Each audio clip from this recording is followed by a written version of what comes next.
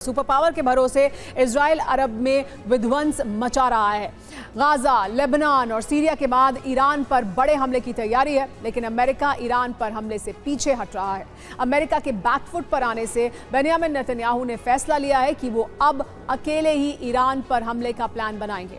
Benjamin के ऐसे रुख से बाइडेन और उनमें तकरार बढ़ गई है, क्योंकि अमेरिका जानता है कि ईरान पर हमला हुआ तो वो परमाणु हमला कर सकता है। यानी हालात ऐसे हैं कि बेंजामिन जिद पर अड़े हैं और अगले कुछ घंटे में ईरान पर हमला कर सकते हैं। देखिए ये रिपोर्ट। जैसे गाजा को तबाह किया, जैसे लेबनान में हमले किए,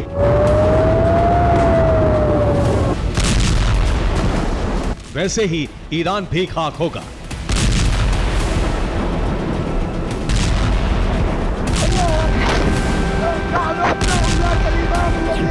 ये ऐलान बेंजामिन नेतन्याहू ने कर दिया है और बेंजामिन का अतीत बताता है कि वो जो कहते हैं करके दिखाते हैं।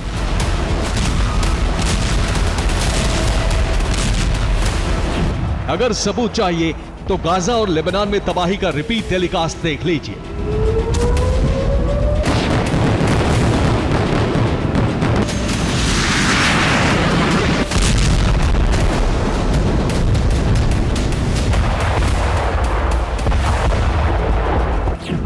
अब से ठीक 2 दिन बाद यानी 48 घंटे बाद ईरान में इजराइल हमला कर सकता है।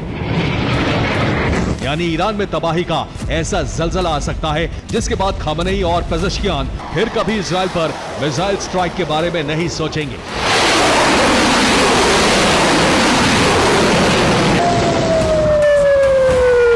बेंजामिन नेतन्याहू ने ईरान पर फाइनल प्रहार का ब्लूप्रिंट तैयार कर लिया है, जिसमें टारगेट पर ईरान के न्यूक्लियर ठिकाने हैं।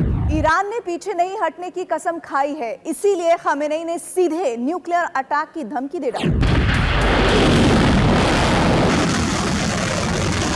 यानी बात अब परमाणु युद्ध तक आ पहुंची है। बेंजामिन और खामनेई में से कोई भी कभी भी हमले का आदेश दे सकता है। हालांकि पहले कहा जा रहा था कि इसके लिए फाइनल अप्रूवल अमेरिका से लिया जाएगा, लेकिन अब बेंजामिन नेतन्याहू ने फैसला अकेले लेने का इरादा जता दिया है।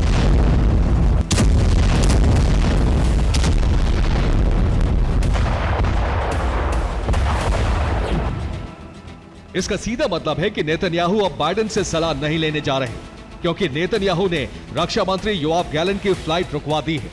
गैलेंट अमेरिका जाकर ईरान पर हमले के लिए बाइडेन से बात करने वाले थे, लेकिन अमेरिका हमले से पीछे हट रहा है। बेंजामिन और बाइडेन के बीच असहमति नजर आ रही है। अमेरिका को इस बात का अंदाजा है कि ईरान ने परमाणु बम बना लिए हैं और इसका इस्तेमाल वो इजराइल के खिलाफ कर सकता है। अमेरिका इसलिए इजराइल को हमले के लिए रोक रहा है, लेकिन बेंजामिन चाहते हैं कि ईरान को लेबनान और गाजा की तरह तबाह कर दिया जाए। यानी बिना अमेरिका की हरी झंडी के इजराइल ईरान को दहला सकता है।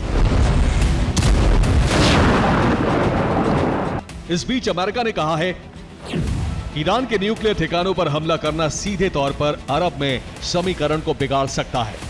युद्ध आउट ऑफ कंट्रोल हो सकता है। इजराइल के टारगेट पर न्यूक्लियर सेंटर के अलावा ऑयल डिपो भी हैं, जिन पर हमले का मतलब है ईरान को जबरदस्त नुकसान। इसलिए ईरान ने धमकी दी है कि इजराइल की मदद करने वाले देश भी हमारे रडार पर हैं। हम अपनी सुरक्षा के लिए किसी भी हद तक जा सकते हैं।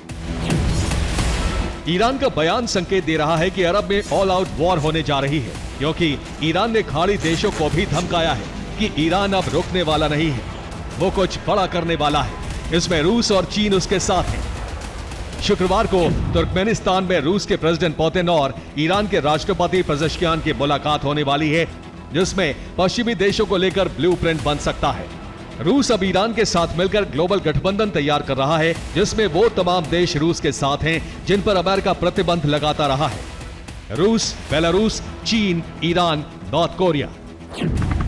इसके अलावा कुछ अफ्रीकी देश भी उसके साथ हैं। यानी यूरोप, अफ्रीका, मिडिल ईस्ट में रूस अपना दबदबा बढ़ाना चाहता है, जिसकी शुरुआत अरब से हो चुकी है। इसलिए रूस ईरान और उसके प्रॉक्सी संगठनों की मदद कर रहा है। यह सीधे तौर पर अमेरिका के लिए चैलेंज है।